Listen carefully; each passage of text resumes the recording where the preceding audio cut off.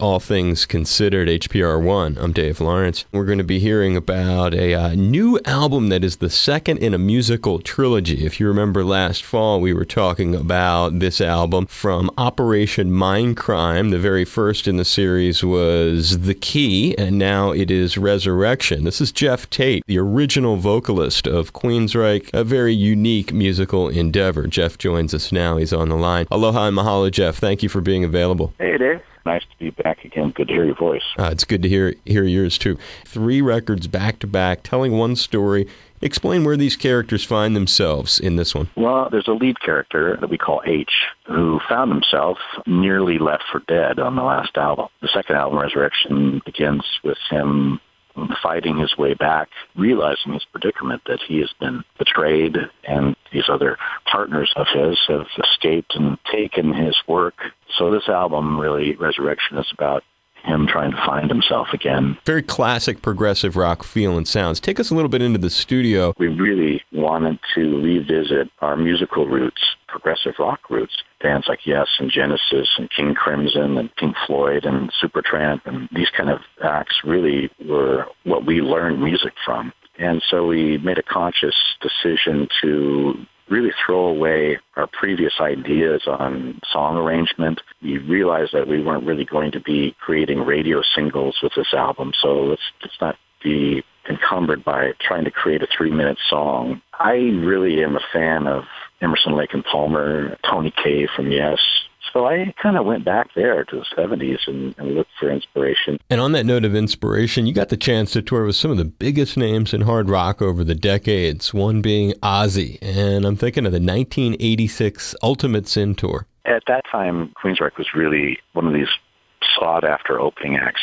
And we played with a lot of different headliner bands. You know, Ozzy was one of the ones that we played with fairly long tour, maybe a couple months, something like that. Same year that I first interviewed you was 2007, and you were also doing an interesting package, Heaven and Hell, Alice Cooper, and Queensryche. And there's a guy, Ronnie James Dio. Yeah, Ronnie was very, I would say, inspirational and instrumental in my career. He was the first major act to invite us on a tour of Europe. We spent 2.5 months touring Europe with him. So many shows. He was really a great mentor, friendly. A couple stories about him, if you got time. Of course. He invited us first day when we got on the tour to his dressing room to introduce us to the band. And then he invited the entire crew in. He gave us the stage, all the lights we wanted, full sound with no restrictions. We could go anywhere we wanted. He even gave us dinner. First time I'd ever eaten Indian food was with Ronnie Dio. And I thought to myself, what a gentleman. So this is how touring is. You know, these headliners, they invite you in and they treat you well. Well, that never happened again with anybody I ever toured with. What a tribute to him. Yeah, he was just such a unique, giving, responsible, friendly, good person. Wonderful. My last time seeing him was on the Heaven and Hell tour that you mentioned. I remember one night we were in Europe.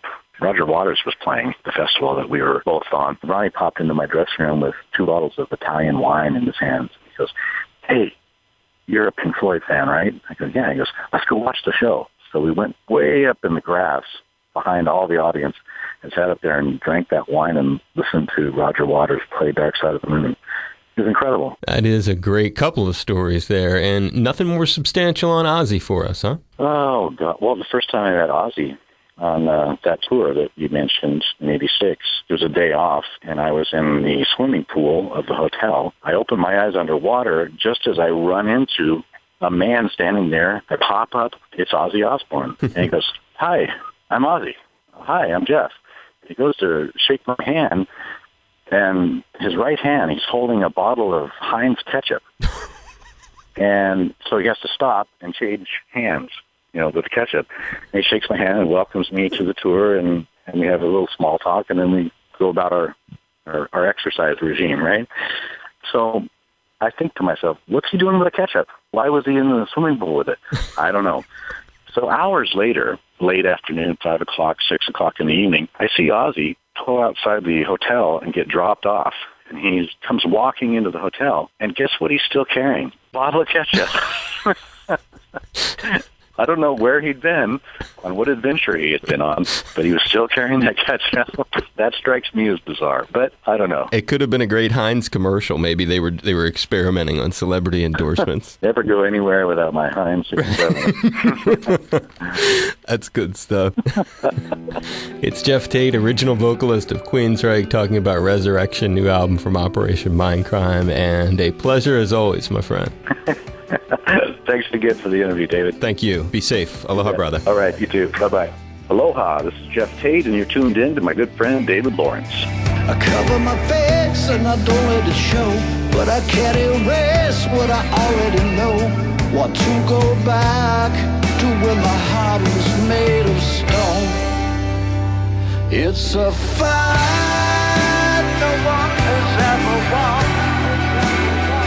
We decide which path to call our own.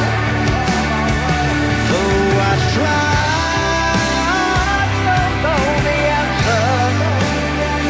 So I keep my back against the wall.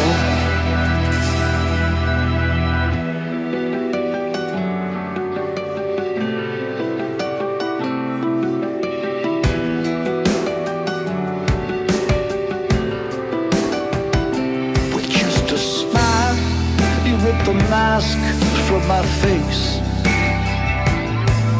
so sinister, you never left a trace.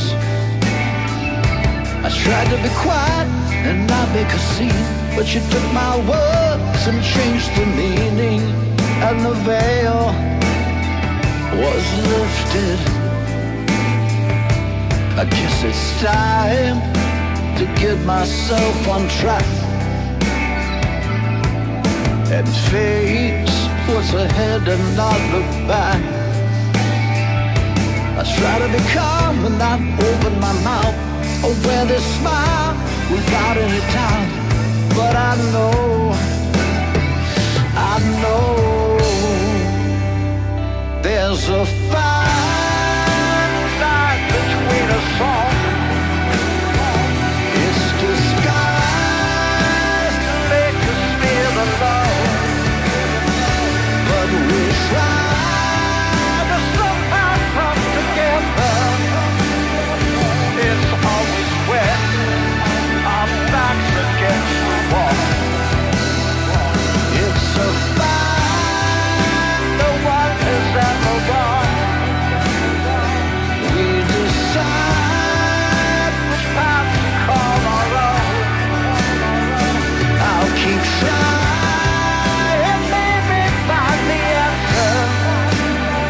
Until then, I keep my back against the wall.